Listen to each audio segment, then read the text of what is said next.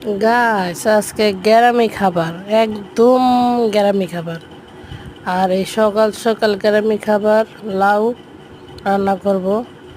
তো লাউ রান্না করতে আমার সব কিছু বার করে নিছি। আর এই যে আমি রান্নাও বসায় দিছি, কারণ আমি লাউ রান্না করলে একটু সাদা সাদা না হলে আমার খুব একটা ভালো লাগে না। তার জন্য আমি লাউ সবসময় কাঁচামরিচ দিয়ে রান্না করি। এটা যে কোনো জিনিসের বেলা হোক, কাঁচামরিচ দিয়ে হালকা একটু আপনার শুকনো মরিচটা দিই। সাথে করব আপনার লাউয়ের চুলকা, মানে চুকলা ভাজি করব।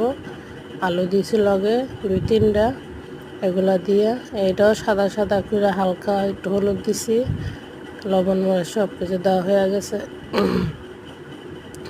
এটাও সাদা সাদা কইরা, ভাই কিছু মনে করবেন না, কারণ আমার অনেক ঠান্ডা লাগছে, তার জন্য আমার কথা একটু এরকম হতে পারে। তাই সাদা সাদা করে ওইটাও রান্না করে নিব।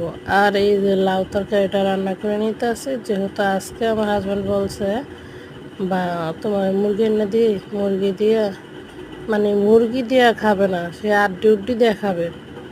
কারণ আমরাও ফার্মের মুরগিটা খাওয়া কম করে, যেহেতু আমার বিড়াল আছে, তার জন্য মুরগিটা আনা হয় আমার ঘরে, নাহলে তো একদমই বন্ধ।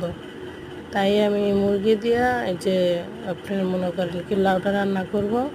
আর 2 পিস বাজিয়ে নিছি খাওয়ার জন্য, শুধু খাবার দিব, এটা এই জন্য এটি বাজছি।